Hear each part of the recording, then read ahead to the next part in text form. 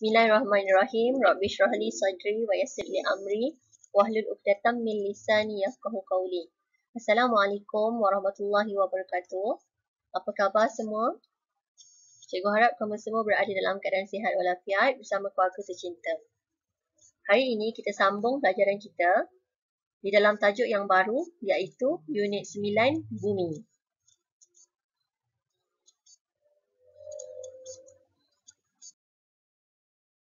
Okey, di dalam tajuk Unit 9 Bumi ini, kita akan mempelajari dua standard kandungan yang terbesar iaitu air dan udara.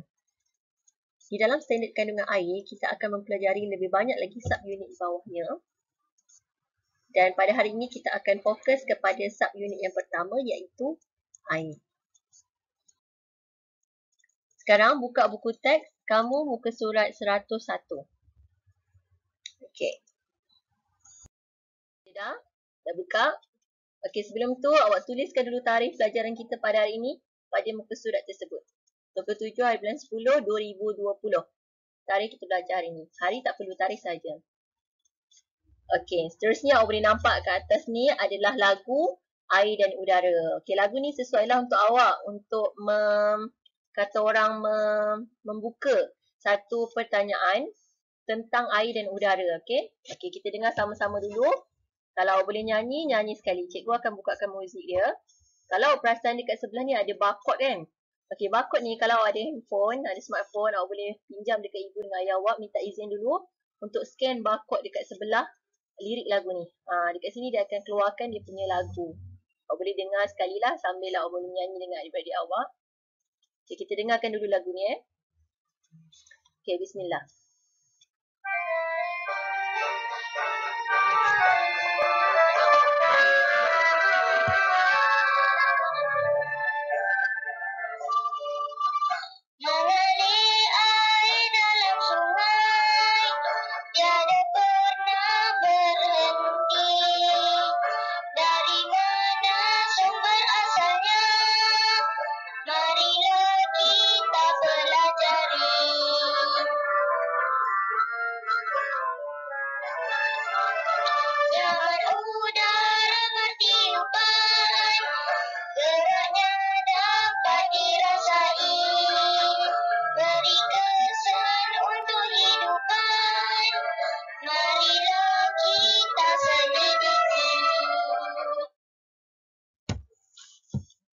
Okey, alhamdulillah. Okey, nak dengar lagu ke? Nak dengar lagi ke? Okey, kita dengar lagi sekali Okey, jom nyanyi sama-sama. Kalau boleh nyanyi sama, nyanyi sekali lagi. Bismillah.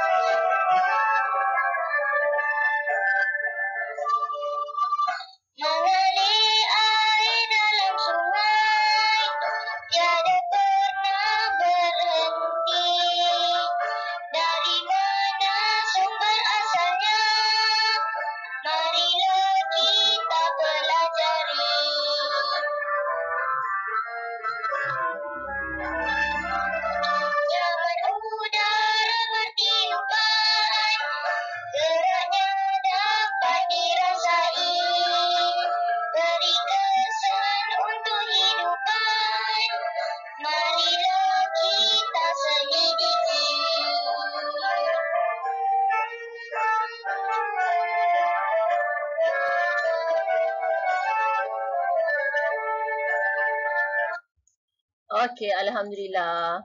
Okey, itu tadi tentang lagu Air dan Udara. Dekat lagu Air dan Udara ni, kita boleh nampak apa? Kita boleh tengok lirik dia berkenaan dengan, rangkap pertama berkenaan dengan air. Kalau kita tengok, mengalir air di dalam sungai. Pernah tak awak jumpa sungai yang tak pernah mengalir air dia? Tak pernah kan? Kita sentiasa nampak sungai bergerak air dia, betul tak? Berbeza dengan kolam ataupun tasik. Air di kolam di tasik ada satu masa yang dia akan dia statik je. Dia tak bergerak, tak mengalir. Tapi dekat sungai, mana-mana sungai yang awak jumpa, awak akan nampak dia sentiasa bergerak mengalir. Dia tiada pernah berhenti. Betul, tak pernah berhenti air sungai kan? Dari mana sumber asalnya? Jadi kat sini kita boleh berfikir, mana datang air sungai ni sebenarnya? Lepas tu dia bergerak tu, dia nak pergi ke mana air sungai ni? Marilah kita pelajari. Dekat unit 9 ni nantilah, dia akan terangkan berkenaan aliran air sungai. So, kita akan dapat lebih memahami macam mana air sungai ni, kenapa dia tak berhenti, kenapa dia sentiasa mengalir, dan dari mana dia datang, tiba-tiba jadi sungai ni. Nak pergi ke mana air ni kemudiannya. Dekat unit 9 ni kita akan kupas dengan lebih lanjut. Nyaman udara bertiupan. Betul tak? Bila kita keluar je daripada rumah, kita rasa udara yang tiup dekat sebelah kita, dekat pipi kita, kita rasa oh nyamannya. Sejuk kita rasa kan. Geraknya dapat dirasai. Kita dapat tengok tak udara tu? Kita dapat tengok angin, kita dapat tengok dengan mata kasar kita. Tapi kita tahu dia ada sebab kita dapat rasa. Perasaan tu hanya apabila kita kena udara tu. Beri kesan untuk hidupan, marilah kita selidiki. Benda kita tak nampak, tapi kita boleh rasa dan kita tahu dia boleh memberi kesan dalam kehidupan kita, sama ada kesan yang buruk ataupun kesan yang baik. Yang tu kita akan kupas di dalam unit 9 tajuk bumi. Ini semua berkaitan dengan air dan udara di dalam bumi. Okey, kalau awak tengok dekat bahagian bawah tu, awak akan nampak satu suasana apa? Ada bapa sedang memancing ikan, ada kanak-kanak sedang bermain air sungai, ada ibu sedang membaca buku, duduk bersantai, berehat di tepi bahagian tepi-tepi sungai tu. Okey, ini suasana yang paling kita sukalah, cikgu suka, awak pun suka, iaitu berkelah ataupun berpiknik. Okey. Kadang-kadang tu cakap apa? Nyamannya udara di sini, betul kan? Kawasan-kawasan rekreasi macam ni memang udara dia segar dan air dia pun jernih. So, dia boleh menenangkan fikiran kita. Kita memang tempat menghilangkan stres, menghilangkan tekanan kerja ataupun tekanan apa-apalah, okey? Tekanan emosi dan sebagainya lah. So, dia jadikan kita rasa gembira sebab kita dapat air dan udara yang bersih dan sihat. Okey, tapi kalau awak berkelah, hati-hati. Sebab, awak nampak ni, setiap kali kita pergi berkelah, kita akan bawa makanan, betul tak? Pastikan awak jaga kebersihan dengan sebaik-baiknya jaga kebersihan. Sebab makanan-makanan yang kita bawa ni, bila kita tak jaga betul-betul kebersihannya, maksudnya kita sepah-sepah benda yang sepatutnya sampah, kita buang dalam tong sampah, kita buang merata. Benda-benda ni semua akan mengundang kehadiran rodin-rodin ataupun kehadiran tikus. Okey, kenapa? Apa yang bahaya kalau tikus-tikus ni datang? Jangan kita lupa kita ada penyakit kencing tikus. Kencing tikus ni sangat bahaya sebab apa? Sebab dia ada mengandungi bakteria leptospirosis. Bakteria leptospirosis ni dia membawa penyakit lah. Bila sampai kepada manusia, dia akan menjangkiti kita punya saluran darah. Sampai ke satu tahap, mula-mula kita rasa sakit kepala, kita rasa demam je. Sampai tahap yang lebih kritikal, paru-paru kita boleh berdarah, dia boleh bawa jangkitan sampai kotak dan akhirnya membawa maut. Sebab tu bahaya penyakit kencing tikus ni. Jadi bila awak pergi berkelah, pastikan awak jaga kebersihan dengan sebaik-baiknya. Sangat penting untuk awak jaga kebersihan di kawasan-kawasan awam seperti inilah, tempat tumpuan orang lain dan tempat tumpuan juga tikus-tikus yang berkeliaran dekat situ. Sepatutnya itu bukan kawasan dia, tapi sebab penuh sangat sampah jadi kotor, tikus sukalah datang ke tempat-tempat kotor ni. Okey. Okey, sekarang baca ayat bawah tu. Air dan udara ialah sumber asas kehidupan. Ingat lagi tak kita belajar sains saja satu? Sumber asas hidup adalah air dan udara. Ingat lagi tak? Okey, kalau tak ada air dan udara ni, apa berlaku kita? Kita boleh mati. Sebab air dan udara ni memang sangat penting. Siapa yang ciptakan air dan udara ni? Allah SWT. Allah yang maha besar yang menciptakan air dan udara yang dia beri pada kita secara percuma sahaja. Tak ada, kita kena bayar ke? 1 liter air kita kena bayar RM10. Ada? Tak ada Kita dapat percuma saja. Melainkan bil air yang kita bayar dekat rumah tu adalah kita bayar perkhidmatan. Contoh orang tu nak tarik air daripada laut ataupun daripada tasik empangan. Dia nak tarik air tu nak bawa sampai ke tangki rumah kita. Nak salurkan ke paip-paip rumah kita. So jadi itu perlukan perkhidmatan lah, satu servis. So kita bayar servis tu sebenarnya. Bil air yang kita bayar sebenarnya kita bayar perkhidmatan. Ataupun orang tu rawat air tu berkeladak, so dia rawat, dia kasih bersih. Sampai dekat kita buka paip, air tu bersih. Kuku ataupun kowe ke apa benda, itu adalah perkhidmatan. Salah satu perkhidmatan, menapis air segalanya lah. So jadi kita bayar bahagian tu. Tapi air dan udara yang semula jadi, yang Allah ciptakan ni sebenarnya kita perlu bayar tak? Tak perlu. Ia adalah percuma. Allah cipta memang bagi untuk kita. Itu adalah anugerah Allah yang paling besar. Ada banyak anugerah Allah yang besar sebenarnya Dan salah satunya adalah nikmat air dan udara. Sebab tu kita kena sentiasa bersyukur, mensyukuri nikmat air dan udara ni. Sebab apa? Sebab betapa kasih dan sayangnya Allah pada kita. Okey? Cikgu tak nak cakap panjang-panjang pasal ni. Awak pun lagi tahu kan? Jadi, apa cara kita bersyukur dengan nikmat air dan udara ni? Senang saja. Tanda kita bersyukur adalah kita menjadi orang yang bertakwa. Iaitu, ikut apa yang Allah suruh dan tinggal apa yang Allah larang. Itu saja dia punya syarat. Nak jadi orang bersyukur, kena jadi orang yang bertakwa. Okey, seterusnya soalan yang bawah tu. Daripada manakah air ini diperolehi? Mana kita nak dapat air ni? Mana datang air sungai ni? Mana datang air terjun tu? Ni kita akan kupas pada pelajaran hari ini. Okey, Alhamdulillah. Okey, kita tengok dulu bahagian air saja. Kita nak fokus pada air saja hari ini. Udara nanti kita sambung minggu depan. Okey, yang pertama, subunit yang pertama kita nak tengok sumber air semula jadi. Okey, objektif pembelajaran bahagian subunit ini adalah sampai akhir kelas nanti, cikgu harap awak dapat menyatakan sumber air semula jadi seperti hujan, sungai, tasik, laut dan mata air. Ada 5 sumber air semula jadi yang kita akan belajar pada unit ini. Okey, jom kita perhati satu persatu. Okey, sebelum tu kita tengok dulu, tonton dulu video daripada Learning Pod Interactive. Video ni awak boleh tengok dekat channel dia lah, dekat YouTube, okey? Okey, jom kita tengok sama-sama. Bismillahirrahmanirrahim. Niki dan ayahnya memakan snack sambil menonton TV. Niki memakan betis jagung dan meminum sedikit air. Kemudian, dia bertanya kepada ayahnya, "Ayah, dari manakah air yang kita minum datang?" Kita memperoleh air daripada sumber-sumber semula jadi yang berbeza. Ini termasuk hujan, tasik, laut, mata air dan sungai. Ayahnya menerangkan, seperti udara, kita perlu meminum air supaya kita boleh hidup. Mari kita lihat sumber-sumber air semula jadi. Hujan datang daripada awan. Hujan adalah air yang jatuh semula ke atas daratan atau ke dalam lautan.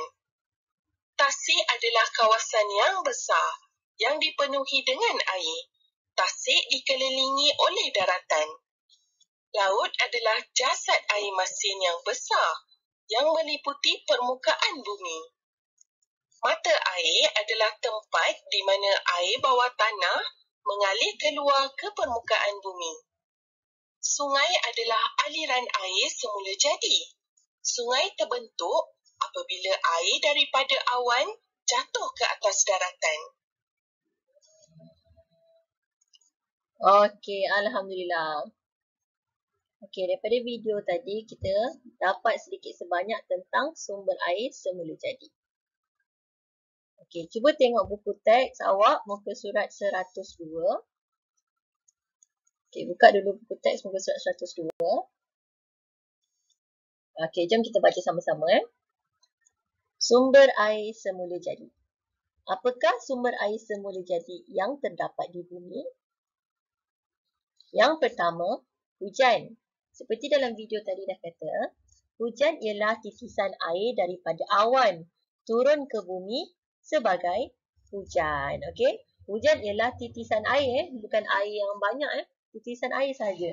Daripada awan turun ke bumi, maksudnya turun ke lautan ataupun ke daratan. Okey? Dia daripada awan. Itu kita panggil hujan.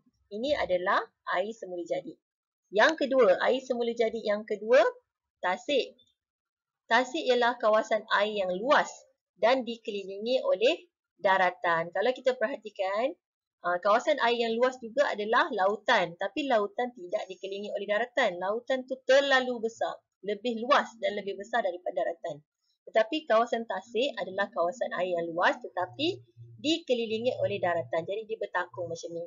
So, air tasik yang semula jadi ini boleh digunakan sebagai sumber asas kehidupan. Maksudnya sebagai sumber harian kita. So, kita boleh bawa pam air ni keluar untuk dijadikan kegunaan seharian kita lah. Atau kita juga boleh jadikan dia sebagai tenaga menjana elektrik. Okey, kat bahagian kawasan empang-empangan ni lah kebanyakannya ada tasik. Okey. Kalau kita perhatikan, sebenarnya dekat Malaysia ni ada dua tasik. Tasik semula jadi dan juga tasik buatan. Yang dalam gambar ni adalah tasik semula jadi. Tasik terhasil, tercipta daripada disebabkan oleh pembentukan tasik disebabkan oleh kawasan tanah rendah yang berada di sekitar di kaki bukit, kaki gunung. Ingat tak dulu kita waktu sains kita ada belajar satu kita ada belajar lembah. Okey, kawasan lembah yang tanah dia terlalu rendah ni akan bila hujan turun akan menyebabkan takungan air. So kat sini lah terhasil atau terbentuknya tasik. Tapi kalau macam tasik buatan dekat Malaysia ni tasik buatan paling besar adalah di Terengganu iaitu di Tasik Kenyir. Okey. Tasik Kenyir tu dah mengorbankan banyak kampung, banyak hutan semata-mata untuk membuat sebuah tasik buatan. Apa penting kita buat tasik ni? Sebab kita nak jana, salah satunya nak jana tenaga elektrik lah sebenarnya. Jadi itu contoh tasik buatan dekat Malaysia lah. Tapi kalau tasik semula jadi dekat Malaysia ni kita boleh jumpa dekat Pahang. Ada tasik Bera, ada tasik Cini. Itu tasik-tasik semula jadi. Yang memang dah tercipta dah. Disebabkan oleh bentuk permukaan bumi yang tidak rata ni lah. Okey. Seterusnya. Sumber air semula jadi yang ketiga ialah laut. Laut ialah bahagian air masin yang besar pada permukaan bumi. Kenapa air laut masin? Kerana laut mengandungi garam. Okey. Garam yang banyak di dalam air laut itulah yang menyebabkan air laut menjadi masin. Okey, ayat kat bawah tu dia kata apa? Sumber air semula jadi yang terdapat di bumi kita seperti hujan, sungai, tasik, laut dan mata air. Okey, jom kita tengok lagi dua. Okey, seterusnya yang keempat, mata air. Air mata air ialah air bawah tanah yang keluar ke permukaan bumi. Okey, ini adalah air yang berada di dalam bumi lah, di bawah tanah ataupun kita panggil groundwater. Groundwater ni adalah air yang berada dekat dalam tanah. Macam mana boleh ada air dalam tanah sebenarnya kalau awak belajar lebih tinggi lagi kat bawah tanah kita ni ada banyak lagi hidup atau ada banyak lagi benda lah yang kita belum habis kaji lagi sebenarnya dan masih lagi dalam proses. Tapi yang setakat yang saintis dah jumpa, kita ada banyak lapisan-lapisan. Di bawah tanah kita ada juga lapisan-lapisan batu ataupun kita panggil aquifer. Aquifer ni adalah lapisan-lapisan batu yang mengandungi air di dalamnya. Bila batu-batu ni merekah, so air tu keluar ke permukaan bumi sebagai mata air kita panggil. Mata air ni sangat jernih, sangat selamat lah sebenarnya. Dan bila bukan senang kita nak jumpa mata air ni, dekat certain tempat je ada mata air. Contoh mata air dekat Malaysia ni, contoh dekat Perak tu dah 100 tahun, orang masih gunakan mata air tu sebagai punca ataupun sebagai sumber air bersih kita. Dekat Perak ada satu kawasan. Ada juga kat tempat lain sebab bila kita jumpa mata air ni, kita akan gali mata air ni untuk jadikan perigi. So orang dulu-dulu dia cari mata air ni lah untuk dia bina perigi ataupun telaga kita panggil sebagai sumber air bersih dia. Okey, air dia memang bersih dan sejuk, sangat sejuk. Okey, apa lagi mata air masyhur dekat dalam dunia ni? Yang paling famous sekali. Dulu ada satu nabi yang menghentakkan kaki dia ke padang pasir dan akhirnya keluar mata air ni. Yang sampai sekarang pun kita boleh minum lagi. Very good. Air Zam-Zam. Air Zam-Zam adalah salah satu contoh mata air yang masih lagi mengalir, tak putus-putus air dia sampai pada hari ini. Kalau kita fikirkan kat padang pasir, mana ada laut kat situ, betul tak? Mana ada tasik ke ataupun kolam ke? Tak ada kat situ kat tengah padang pasir yang kontang tu. Tiba dengan takdir Allah Ta'ala, dengan izin Allah Ta'ala, bila Nabi Ismail menghentakkan kakinya ke bumi, maka keluarlah air dari situ. Itulah kita panggil air mata air. Kawasan tu ada air mata air yang sampai sekarang kita minum dengan dan dapat menghilangkan dahaga kepada semua berjuta-juta dah, berjuta jemaah haji dan umrah. Itu air mata air Zam-Zam. Okey, seterusnya air sungai. Hujan turun ke bumi membentuk aliran air yang dikenali sebagai sungai. Ni kita akan kaji lebih dalam. Macam mana sungai ni terhasil air ni, mana datang air ni? Sebab hujan yang turun tu, dia turun ke kawasan daratan. Okey, ke kawasan daratan dan ke kawasan lautan lah. So ke kawasan daratan ni, kita tak rata daratan kita ni rata tak? Awak jalan sekejap je tiba dah tersepak. Dah kan tersepak bonggol tanah. Sebab apa? Sebab kawasan daratan kita tidak rata. Semuanya ada tinggi, ada yang rendah. Okey. Sebabkan permukaan yang terata ni ada yang tinggi, ada yang rendah. Sebab tu maka terbentuklah aliran air. Aliran air yang kita panggil sungai. Sebab bila air sini bertakur, mengalir ke sini, ke sana, ke sini. Bukan ke sana, ke sini tu. Maksudnya air tu akan bergerak. Tapi bergerak dari mana ke arah mana tu nanti kita akan belajar kejap lagi. Tapi aliran air ni maksudnya air yang bergerak dekat daratan ni, itulah yang kita panggil sungai. Sebab dia datang daripada air hujan yang bertakung sebenarnya, tapi dia bergerak mengalir. Sebabkan permukaan daratan tu sendiri tidak rata. Okey, aliran yang terhasil ni kita panggil air sungai. Okey, ada soalan kebat bawah tu. Kemahiran berfikir aras tinggi. Okey, nak perau tak awak sikit. Apakah yang akan terjadi jika tiada air di bumi? Boleh tak awak fikirkan? Apa yang berlaku kalau air tak ada kat bumi ni? Baru-baru ni kita daerah Kelang dengan kawasan Putrajaya, kawasan Kuala Lumpur berlaku ketiadaan air sebabkan inilah macam-macam masalah lah. Kejap paip bocor, ada juga ada masalah tangki, pembersihan tangki dan sebagainya. Masalah saluran air tercemar, okey? Sebabkan macam tu menyebabkan kita tak dapat air. Jadi, apa yang jadi bila kita tak ada air? Tak ada air yang ke tempat lain ada air, kita je tak ada air tu. Kat rumah kita tak ada air pun jadi huru-hara, betul tak? Sebab kita perlukan air untuk makan, kita perlukan air untuk minum, kita perlukan air untuk membasuh, kita perlukan air untuk mandi, untuk kehidupan seharian kita memang sangat perlukan air. Jadi bila tak ada air kat muka bumi ni, apatah lagi kat muka bumi, kat rumah kita tak ada air pun dah huru-hara, ini kan pula dekat bumi. Cuba awak boleh bayangkan tak? Boleh bayangkan tak? Tak boleh bayangkan kan? Betapa huru-haranya. Sebab apa? Sebab dia akan efek juga pada semua hidupan yang lain seperti haiwan dan tumbuhan pun memerlukan air. Jadi bila tak ada air kat muka bumi ni, apa jadi? Memang tak ada yang hidup. Semua akan mati. Semua benda hidup, manusia, haiwan dan tumbuhan akan mati. Sebab tu dengan rahmat dan kasih Allah Ta'ala ciptakan air dekat bumi ni 70% semuanya adalah air. Okey? Betapa banyaknya nikmat Allah Ta'ala yang perlu kita syukuri. Okey, seterusnya.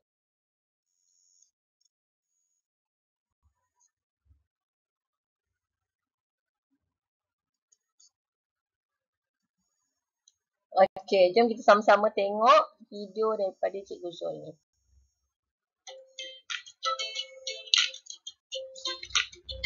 Jangan lupa subscribe channel ni ya.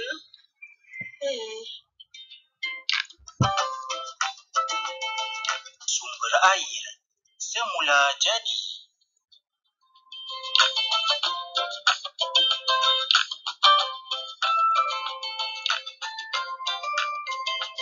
Dalam video ini, anda akan belajar dua perkara iaitu sumber air semula jadi dan arah aliran air secara semula jadi.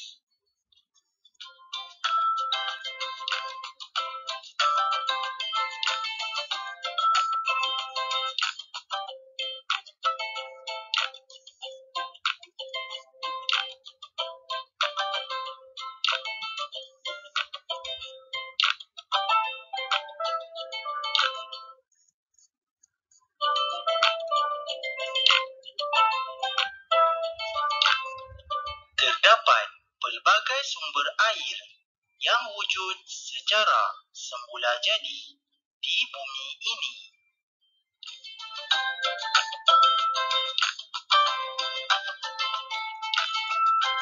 Mari semua kita perhatikan sumber air semula jadi tersebut.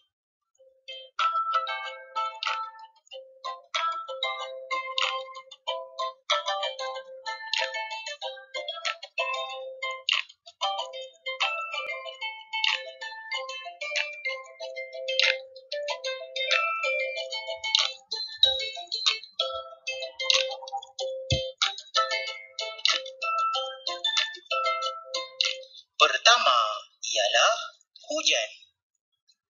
Titisan air daripada awan turun ke bumi sebagai hujan.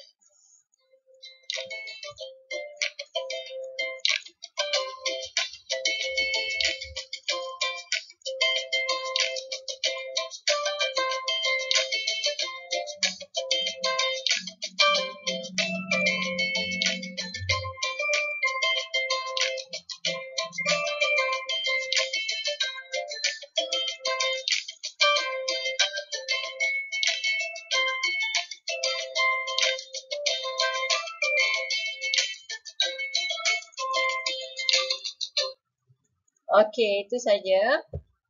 Nanti awak tengok semula dekat YouTube Cikgu Zul Dia sebenarnya sangat best lah dia punya video tu. Awak tengok sampai habis. Okey, seterusnya buka buku teks muka surat 104. Okey, untuk membina carta sumber air semula jadi ni, okey, ini terpulang pada awak. Sebenarnya cikgu nak buat benda ni dekat sekolah tapi sebab kita sambung cuti PKPB, dia tak dapat buat kat sekolah lah sama-sama. Jo, awak kalau awak nak buat, awak boleh buat. Awak tak nak buat pun tak apa. Okey, ni sekadar macam awak buat peterminda lah. Ni terpulang pada awak Okey, seterusnya. Okey, kita dah habis study tentang sumber air semula jadi. Kita dah dapat menyatakan sumber air semula jadi seperti hujan, sungai, tasik, laut dan mata air kan. Jadi kita pergi ke subunit yang kedua iaitu arah aliran air. Okey, arah aliran air, apa objektif yang kita kena dapat adalah lepas habis je pelajaran tentang arah aliran air, kita boleh menyatakan arah aliran air ni dengan menjalankan aktiviti. So ini objektif kita pada hari ini, objektif yang kedua lah. Okey, tengok buku teks awak muka surat 105. Okey, jom kita baca sama-sama. Air mengalir. Okey, tengok budak yang pertama cakap apa? Lebatnya hujan. Lihat, air mengalir dengan banyak. Okey, apa yang ditunjukkan ni? Awak tengok dekat bahagian atas pondok dia ada saluran warna hijau ni kan. Kita punya saluran air ataupun saliran ni. Dia buat saliran ni untuk apa? Untuk air ni akan, bila air ni turun ke sini, dia akan mengalir turun dan masuk ke dalam tong air ni. Sebenarnya dia nak tadah air. Sebabkan dia nak tadah air, so dia nak air hujan tu, dia nak tadah air hujan tu dengan cara dia buat saliran pipe atas, bukan pipe lah sebenarnya, saliran daripada buluh ni. Okey, dicondongkan sikit so air ni akan turun. Air yang bertakun daripada air hujan tu akan turun dan masuk ke dalam tong melalui saliran ni. Okey, dia buat saliran ni Okey, awak nampak air ni agak-agak awak bila awak tengok situasi ni. Air ni turun daripada saliran ke tong air ke daripada tong air naik ke saliran? Air yang hujan ni masuk ke dalam saliran buluh ni, saluran buluh ni, dia terus masuk ke dalam tong air. Maksudnya dia daripada atas turun ke bawah. Mustahil untuk kita tengok air daripada tong air ni melompat keluar naik ke saliran pula. Lepas tu naik jadi hujan pula. Mustahil sebab air yang mengalir ni turun daripada atas turun ke bawah. Itu arah dia lah kiranya dalam situasi ni. Okey, sekarang Cikgu Nora tanya. Dekat muka surat 105, masih lagi 105. Tahukah kamu apakah arah aliran air mengalir? Sekarang dia tanya arah aliran air mengalir. Kita dah nampak situasi dekat pondok tadi kan? Air tu mengalir, sama air tu bergerak, sama macam dekat sungai, air tu bergerak. Tapi kita nak tahu arah dia ni pergi ke mana? Untuk tahu arah aliran air ni, kita kena uji dia. Bila kita kena uji, kita kena buat eksperimen. Okey, jom kita tengok. Okey, eksperimen menyiasat arah aliran air. Kita perlukan pewarna makanan, bika dan juga dulang. Okey, kalau awak tak ada bika, awak boleh guna bekas lah kat rumah awak. Okey, yang pertama awak masukkan 6 titis ataupun apa-apalah berapa titis sampai air tu jadi berwarna, bertukar warna. Sebab apa kita pakai pewarna? Supaya lebih nampak, lebih jelas. Kalau kita pakai air putih biasa, susah kita nak tengok. Kita nak tengok air tu bergerak macam mana sebab dia tidak berwarna. Okey, kita masukkan dalam dulang. Okey, kita tengok muka kotak yang ketiga. Kalau kita biar je dulang tu dekat atas meja, awak boleh perhatikan bahawa air tu tak bergerak, betul tak? Maksudnya tak ada aliran air, tak nampak air tu mengalir. Sebab permukaan tu rata saja. Betul tak? Ni situasi sini sama macam situasi yang berada di kawasan di Tasik dan juga di Kolam. Maksudnya kawasan yang rata saja, dia tak ada air yang mengalir kat situ. Kawasan takungan semata-mata. Okey, tapi cuba kalau kita tinggikan sikit satu dulang. Kat sebelah kanan tu tinggikan dia sikit. Apa yang jadi pada air tu? Adakah di satu tempat masih lagi rata? Tak, air akan mengalir turun ke bahagian bawah, bahagian yang lebih rendah. Kat sini kita boleh nampak arah aliran air tersebut. Okey. Jadi berdasarkan penyiasatan tu, kita tahu bahawa arah aliran air ini dari tempat yang tinggi ke tempat yang rendah. Situasi yang pertama tadi pun sama juga. Daripada saluran buluh tadi sampai masuk ke tong air, sebenarnya arah aliran air itu daripada tempat yang tinggi ke tempat yang rendah. Mustahil untuk arah aliran air itu dari tempat yang rendah naik ke tempat yang tinggi. Yang mustahil. Itu sebenarnya Kalau ada pun air pancut ke tak? Tapi air pancut tu sebab kita letak tekanan kat bawah. Sebab tu air tu memancut keluar ke atas. Tapi bila air tu dah ke atas, dia akan ke mana lepas tu? Dia akan tetap turun ke bawah. Sebab itu memang arah aliran air. Aliran air mengalir dari tempat yang tinggi ke tempat yang rendah. Okey. Macam ni tinggi terus turun ke rendah. Okey, Alhamdulillah. So kita dah study tentang arah aliran air. Kita dah tahu arah aliran air bila orang tanya kita boleh jawab.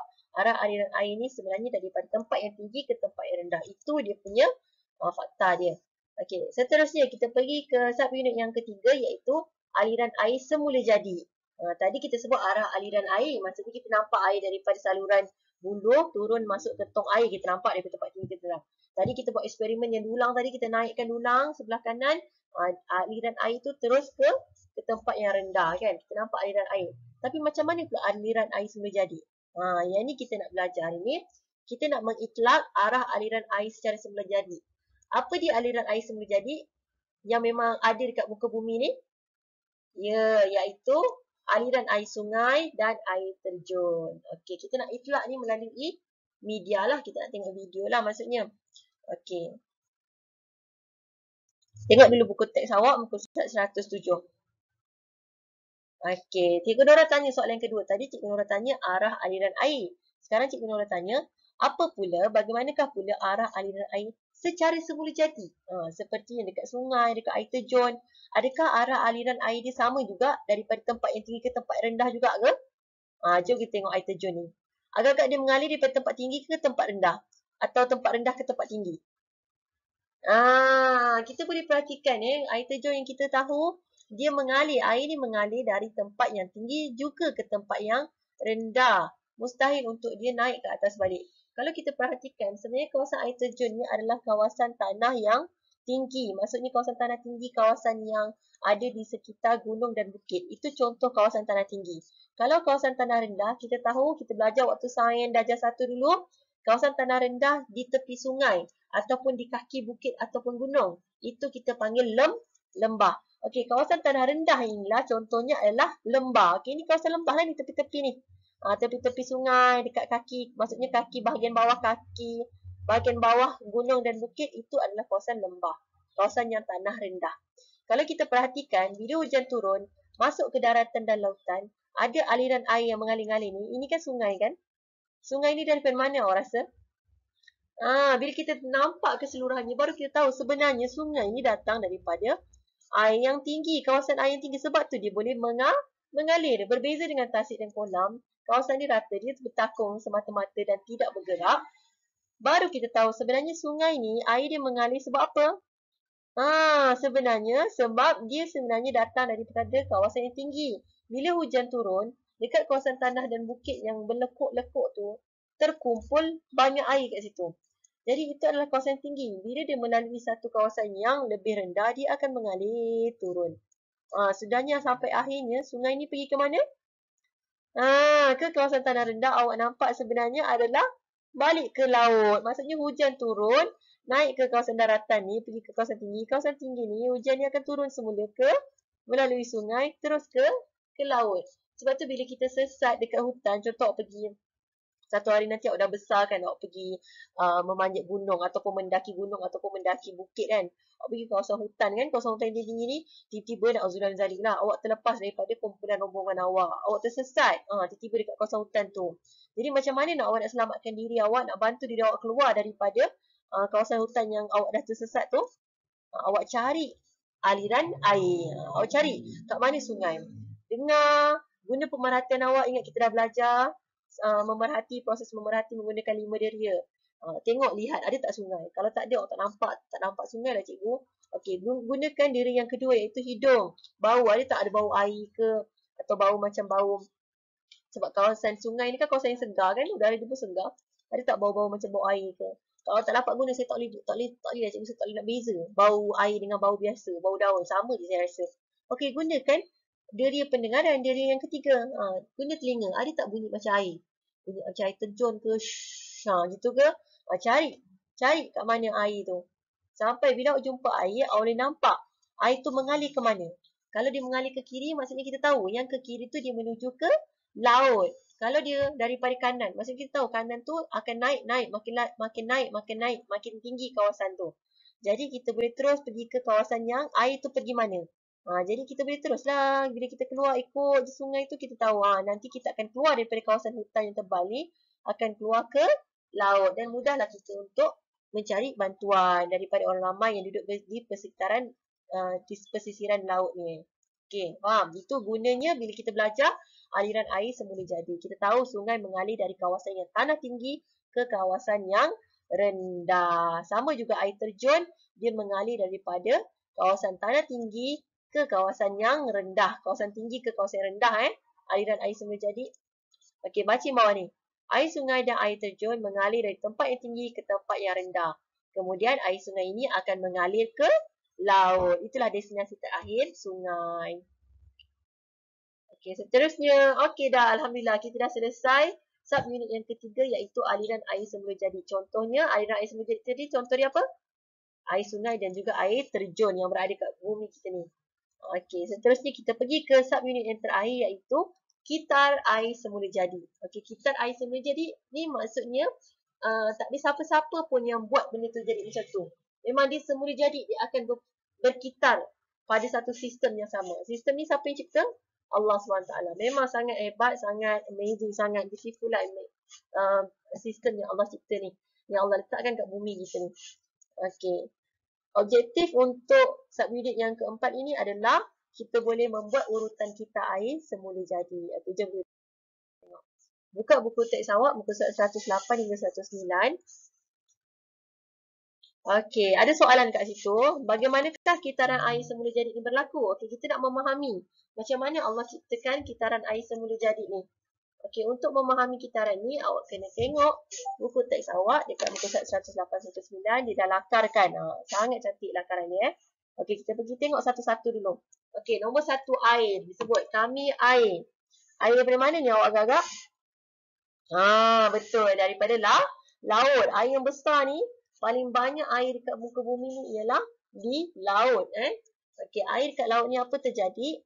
Bila cuaca panas, air akan tersejat. Okey, kita sebut proses ni proses tersejat. Contoh awak masak air dekat cerik. Bila awak masak air, bila air tu dah terlalu panas, akan ada keluar asap-asap, betul tak? Asap-asap berkepul-kepul. Menandakan air tu dah panas sangat tu.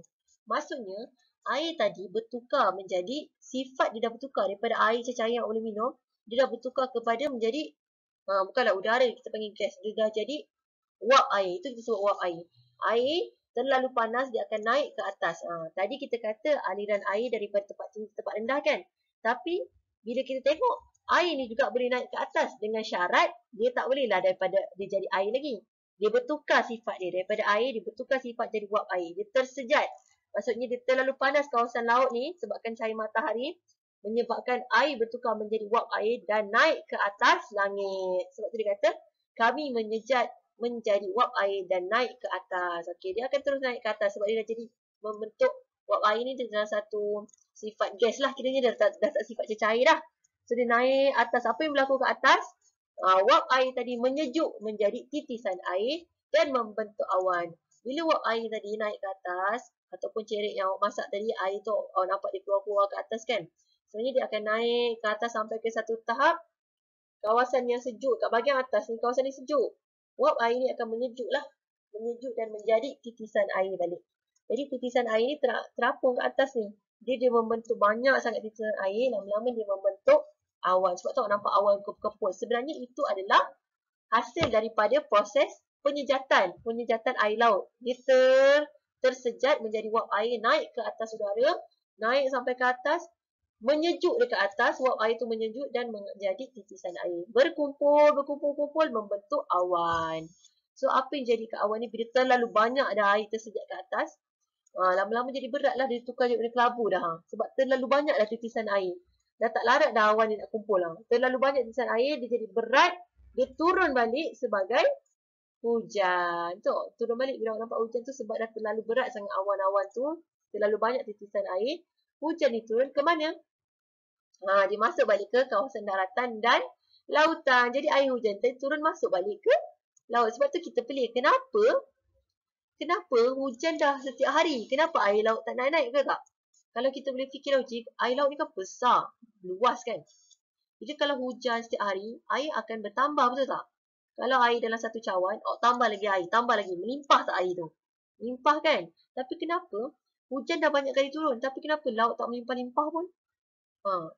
Kenapa tak sampai ke daratan? Sebab apa? Inilah sistem yang Allah cipta ni. Sangat cantik. Sistem kitaran air semula jadi. Bila waktu panas, air ni akan tersejat. Naik balik. Naik sampai jadi awan. Bila awan dah berat sangat, turun balik hujan lagi. Jadi air yang sikit tadi bertambah balik. Betul tak? Sebab hujan. Lepas tu bila air yang bertambah ni, dia tak akan melimpah. Sebab apa? Bila musim panas, bila matahari naik semula, air ni akan panas semula, naik balik. Jadi berpusing tempat yang sama. Jadi air ni sebenarnya tidak bertambah dan tidak berkurang. Dia berkitar di kawasan kitaran air semula jadi. Inilah hebat dan Allahu Akbar. Memang Allah saja yang boleh buat macam ni. Manusia tak boleh buat macam ni. Kita tak boleh nak suruh tiba-tiba nak suruh satu laut tu kita nak panaskan. Boleh tak kita panaskan satu laut? Tak boleh. Laut terlalu besar. Tak mampu. Kita punya kudrat ataupun kita punya kemampuan tidak terbatas. Semuanya terbatas. Okay? Kita tak mampu buat macam ni. Ni semua Allah yang cipta. Allah yang maha bijaksana menciptakan alam ni dan menciptakan sistem peraturan dalam alam ni. Sangat cantik. Very beautiful. Cikgu sangat suka dah tengok kita raih semua jadi ni. Okay. Okay, tonton sama-sama video daripada Learning Point Interaktif ni tentang kitar air semula jadi supaya awak lebih faham macam mana kitar air semula jadi ni berlaku. Proses dia. Hello, saya Cik Air. Saya akan membawa anda melawat kitar air semula jadi. Mari. Cuaca hari ini panas. Saya dapat merasakan bahangnya. Saya sekarang berubah menjadi wap air. Ini bermakna saya menyejat. Saya semakin ringan dan saya naik ke udara. Saya naik semakin tinggi dan keadaan semakin sejuk. Sekarang, saya menjadi titisan air. Terdapat berjuta-juta titisan air di dalam awan. Awan menjadi semakin berat. Oh tidak, kami menjadi terlalu berat dan kami akan jatuh. Kami jatuh sebagai hujan ke daratan. Kami juga jatuh ke dalam sungai dan laut. Sungai mengalir ke laut. Esok, apabila cuaca semakin panas, kami melalui semula kitar air yang sama. Kitar air semula jadi adalah penting kerana kitar ini membekalkan air kepada manusia dan benda hidup yang lain di bumi. Kitar ini juga membantu menyejukkan bumi. Okey, terima kasih Cik Air. Tadi Cik Air dah terangkan tadi kan. Betapa pentingnya kitar air ni untuk menyejukkan bumi ya, dan juga untuk memberi kehidupan kepada benda-benda hidup sekalian lah, sama ada manusia, haiwan dan tumbuhan. Okey. Seterusnya, awak boleh buat latihan pengukuhan pada buku aktiviti awak. Siapkan buku aktiviti muka surat 63 hingga 69. Okey, itu saja. Kita dah selesai untuk unit 9, tajuk bumi bahagian air. Kita ada satu lagi bahagian, jangan lupa. Unit 9, bumi bahagian yang kedua iaitu udara. Itu kita akan sambung pada pelajaran minggu depan. Okey, insyaAllah kita jumpa pada hari Selasa pukul 11.30 pagi. Waktu yang samalah. Okey, kita jumpa minggu hadapan insyaAllah. Okey, terima kasih semua. Jaga diri. Terima kasih kerana menonton video cikgu kali ini. Assalamualaikum warahmatullahi wabarakatuh. Bye-bye.